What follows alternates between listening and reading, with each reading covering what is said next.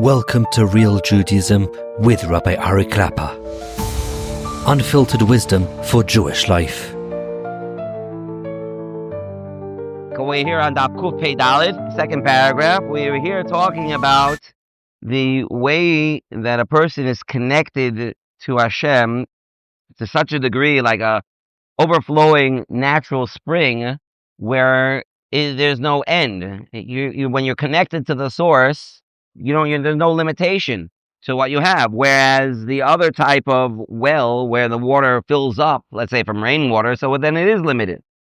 And we brought these two ideas out to bring out the two ways of learning Torah and how a person is connected to Hashem. So let's continue where we left off. We're here on the second paragraph. Amnam. There's another difference between these two types of chochmah. Again, we just said now, the chochmah of attaining chochmah, learning more, putting more in your basket, putting more in your briefcase. I have more. I'm pumping myself with more and more chochmah versus I'm connected to the source. And whatever the source produces, I get. So if the source has everything, then I'm going to get everything. But I'm not keeping anything for myself. When you're going to come to say, who is smarter? Which one of these two guys is smarter? For sure,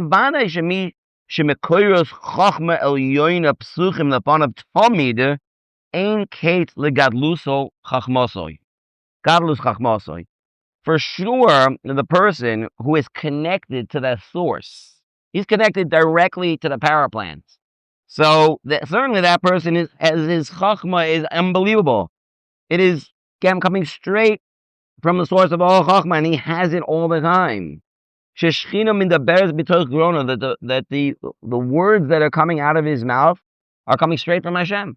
They're straight from Hashem. On the other side, if you get cut off, you're not plugged into the source anymore, even for a second, from that source, yishar oto chacham below klum mamish. You end up with zero. I guess we can compare it to an electrical device that is either plugged into the wall or has batteries.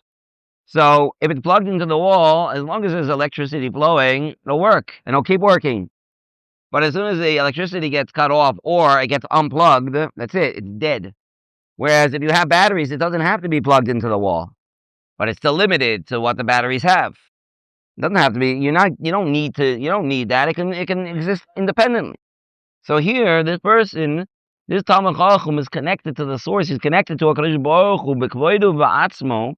So that person has the Chochmah from the highest place, but that's only as long as he's connected. Like two different types of rich people. One who got a very great wealth. Like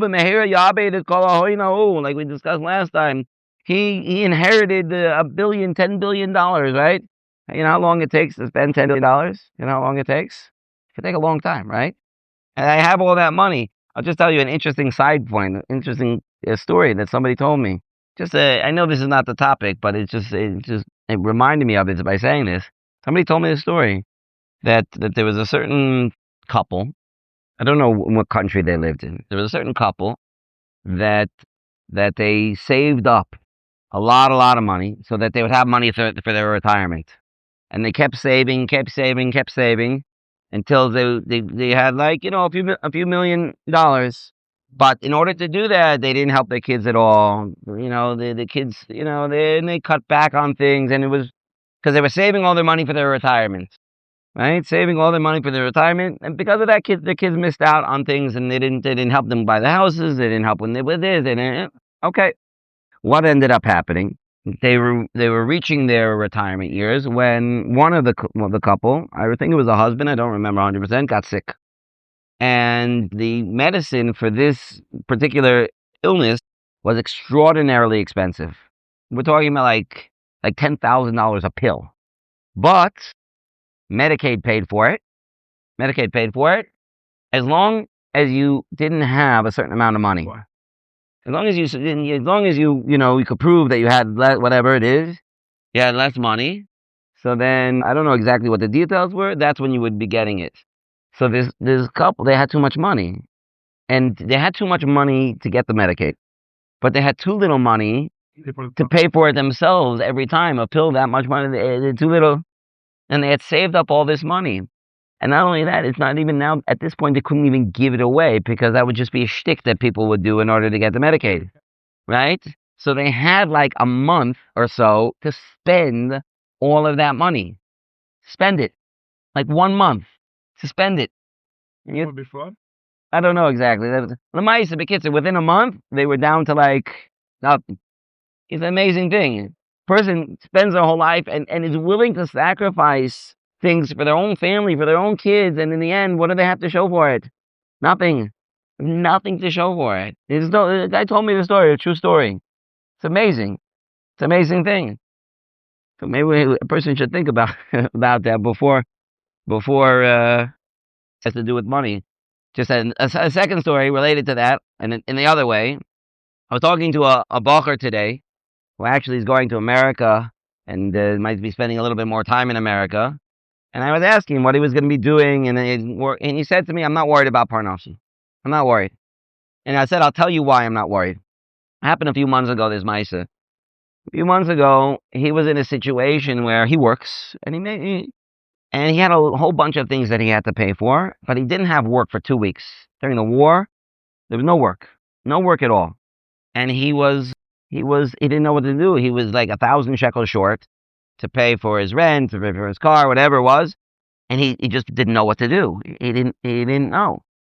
Without going into all the details, 3 days before the money was due, that amount of money, even a little bit more, was deposited into his bank from a totally unexpected source. Totally unexpected. And he was like, wow. So he said, after that, I know if I need something, Hashem will take care of me. I know. I'm not worried anymore. So you see a contrast, two different types of people. Anyway, maybe we'll have a different bitochen share at a different time. The Maisa here, back in the After Shabbos. mashal shnei sugi eshirim. Back to the mashal, the two rich people. One of them has a lot of money. He's got a big bank account. He's got lots of money. When this is the mashal we're talking about, he doesn't have all that money in his bank account. You know what he has? He has a key to the king's safe. He's not taking it and putting it into his own bank account. But anytime he needs money, just he goes into the king's safe and pulls out a few gold coins, enough to cover him for a couple months. That's it. It's just listen. I don't have a bank account, but I have the key to Fort Knox. That's it. So who's better off? You never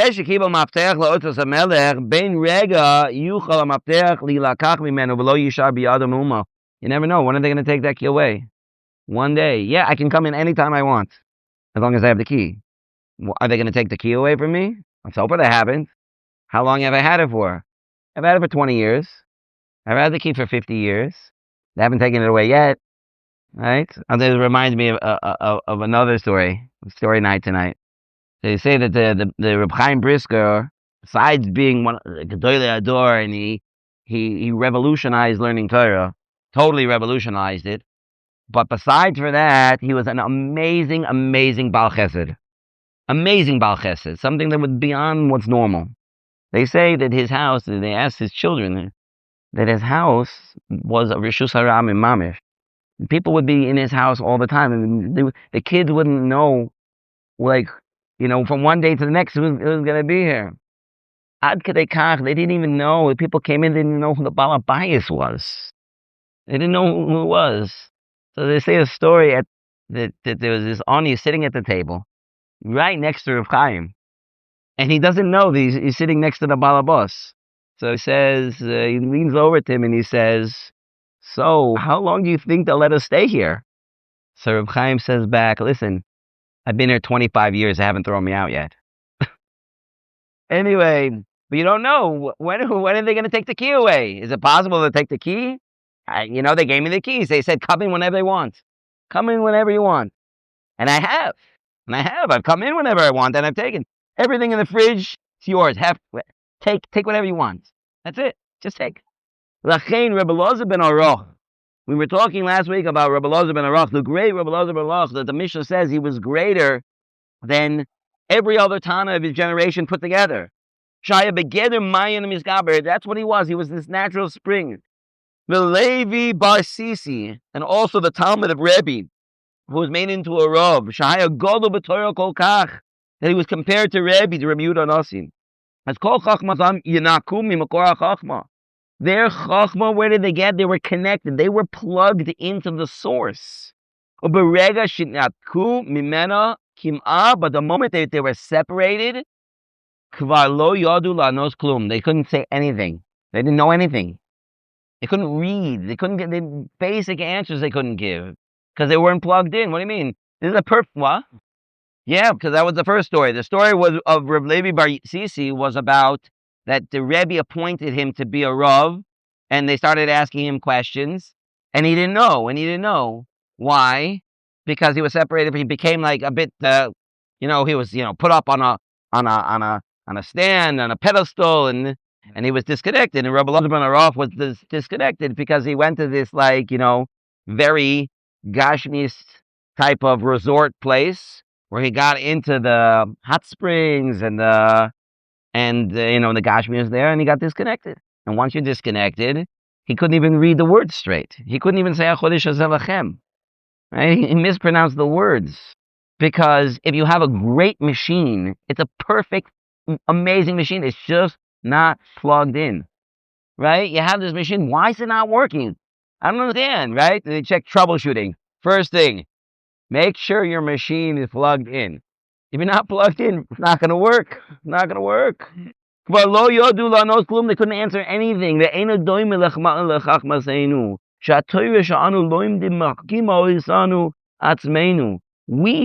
we have chochmah, we're plugged in. We're not getting it directly as if we're double to Hashem. We're learning Hashem's Torah, and we're learning it, and we're putting it into ourselves, and we're making a storage house in ourselves of the Torah. So I have something, depending on what kind of memory HaKadosh Baruch Hu gifted the person with. So how much I'll remember, or how much of an impression it makes on me, that's how much I'll remember, or how much chazara I do, that's how much I'll remember. But then I'll have it, it'll be mine, and I'll be able to answer. It's not that I'm just plugged into Hashem, and it's like I'm just the conduit of Hashem. That's why we don't forget things from 1 second to the next.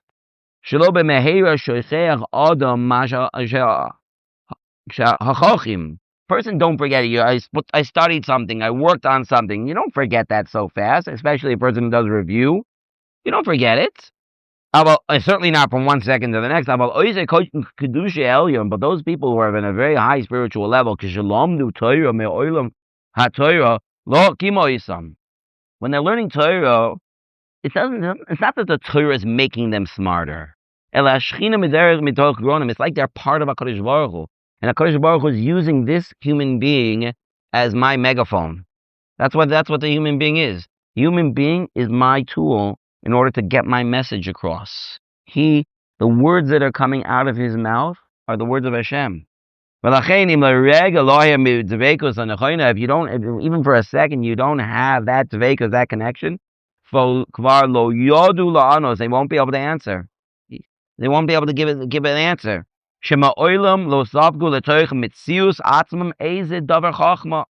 Because they never had it themselves in the first place. They never soaked it up in the first place. They weren't a kli kibul. It's like the difference between being a bowl or being a tube, or being a pipe. Right? The pipe doesn't hold something. It's just a way from bringing it one place to the other place. That's all it is. A bowl or any type of receptacle can hold something. If it can hold something, so then that it has it for himself. Okay, so that brings us to the end of Ois Beis. There was a misprint over here. It's supposed to be Gimel over here because before it was Beis. Now we're taking this to the next level. We're not going to do this very long footnote today. Maybe Bez Hashem, maybe we'll do it next week. Okay, we're going to start Gimel now.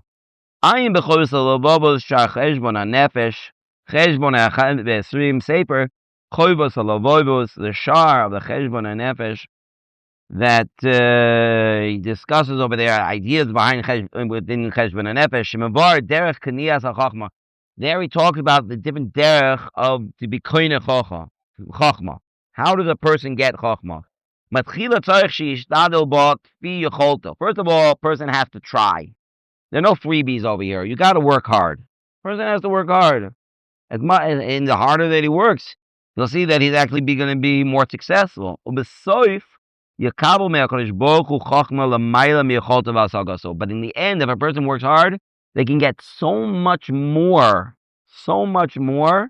than really what their capabilities are. He writes over there, it's not only about Torah that this is true. This is true about many other chochmas as well.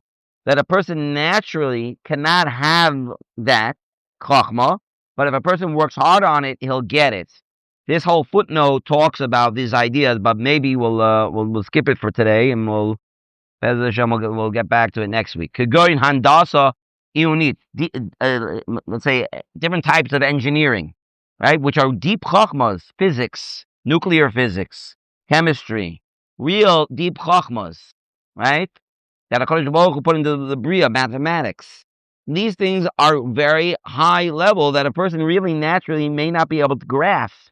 But if a person works hard, he can get there. So when a person works hard, yesh b'yecholto lamtzi be'ezras hayada shelo siurim nifloim umalacha adina hadoime kemat lenavua me'es alokim minatik dvarav anifloim b'hagah. Explains this more in the Hagah, but Lamaisa, he's saying that a person can come to something that's doimet to nevuah. What does it mean that he's doimet to nevuah? It means that he's getting a direct message from Hashem. Somebody's getting a direct message from Hashem that he would not have been able to get otherwise, which means even these chachmos are really much higher than a person's capabilities, but Hashem gives it to him anyway. Why? Because he worked hard. So you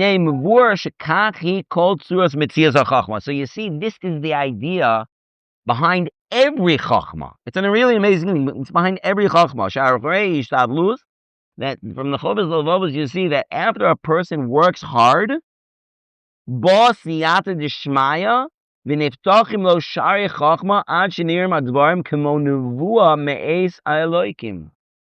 works hard, HaKadosh Baruch Hu gives that chochmah to a person. He gives it to him, even though he naturally can't get it on his own, as if it was nevuah. Because all chochmahs, to a certain degree, are like this. That HaKadosh Baruch Hu is giving it to you, and you're getting it directly from Him. All chochmahs are like that. The Chovos Levavos writes this about all natural types of chochmah, right? All chochmas that you see that they work in the bria. Poshudu, it's very simple to understand. Sheshara chochmas l'umas chochmas atayah hen kemitzias agoy l'umas Yisrael. Even though this might be true by other chochmas as well, but the chochmah that they're out there is out there in the goy. Even the sciences, the hard sciences, those things are they're nothing compared to the Torah. They're nothing compared to the Torah. Those chochmas connected Torah, he says, is like a goy to a Jew. Sha'amnam goy nira kemo adam. It looked like a goy is a person, meaning a human being is the same. It's very hard to tell, as long as the goy hasn't done anything to himself to make him look not like a human being, right? But human beings look the same. Whether you're a Jew or you're a goy, the human beings look the same. Because we learn from the Gemara that rak atem kori adam. Only the Jewish people is called adam. Goyim are not called adam. Kain al chochma sativios near oz kemo chochma. So too, all those other chochmas out there, they look like chochma. They look like deep intellectual journeys to understand deep. They look like wisdom. V'nir behen haklal shel Hashem yitain mipiv daas uzvuna. And we can see in them that Hashem is the one who gives chochmah. Aval inyan chochmah be'emet, they are not true chochmah. Aval ha'Torah hakadoshah, The Torah itself, Shia chochmah lamita, that is the true chochmah. Hasaga shal Torah hi be'emes l'mayla mitzius ha'adam. That's something that's way, way beyond what the existence of a person is. V'nevuah hi me'es Hashem. That's something that's really we can grab onto the Torah. We can understand the Torah. How is it possible even? The chochmah the Torah is so ruchni. The chochmah is Hashem.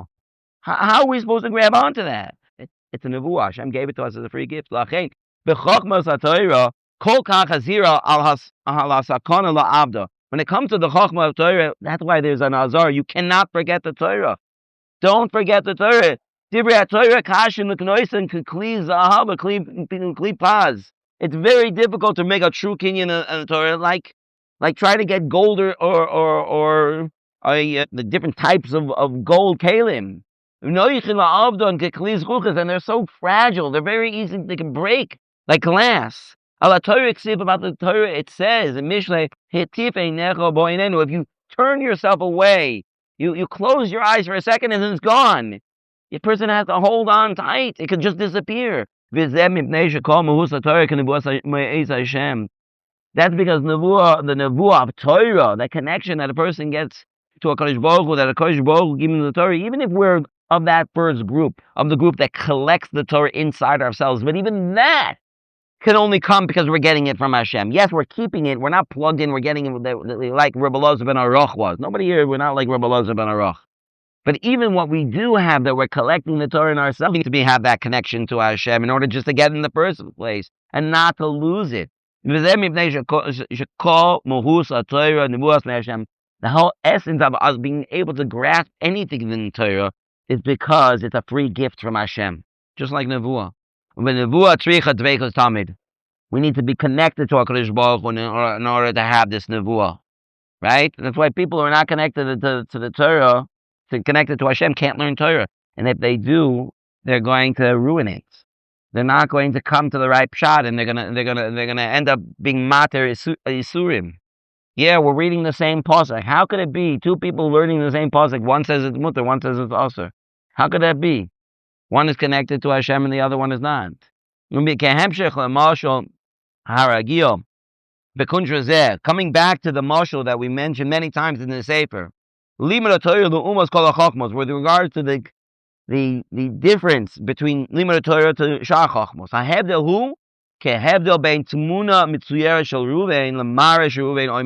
It's like a difference between a picture, a painting of Reuven, and a mirror with Reuven standing in front of it.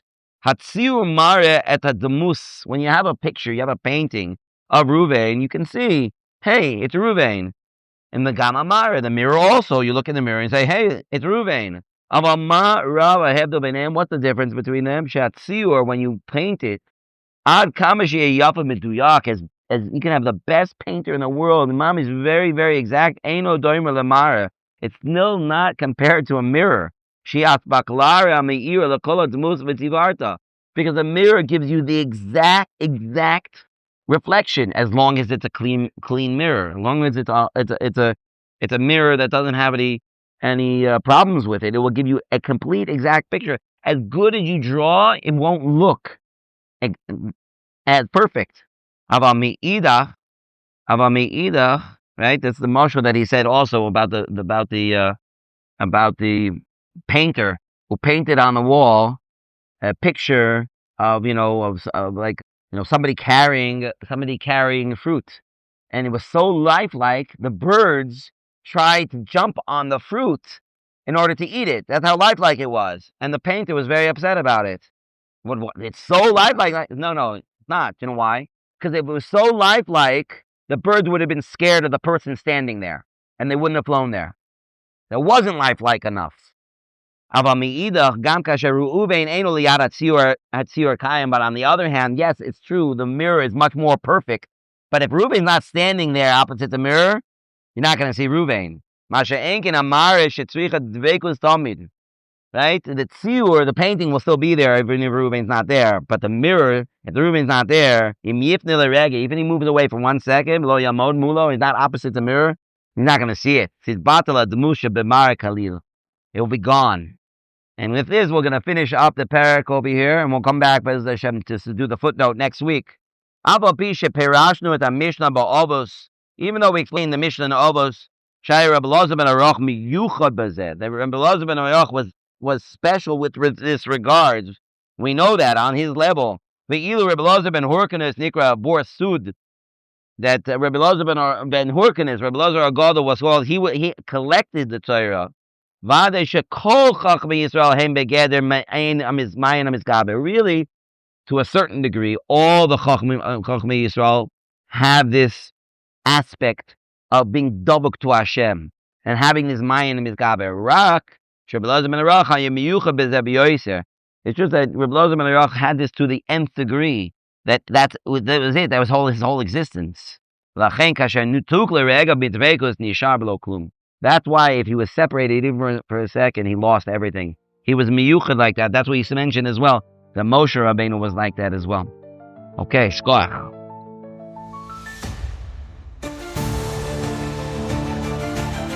Thank you for joining Real Judaism, where we explore Torah's wisdom for real life. Created by J Foundations and produced by Eli Podcast Productions. Find more episodes at realjudaism.org and subscribe wherever you listen to podcasts.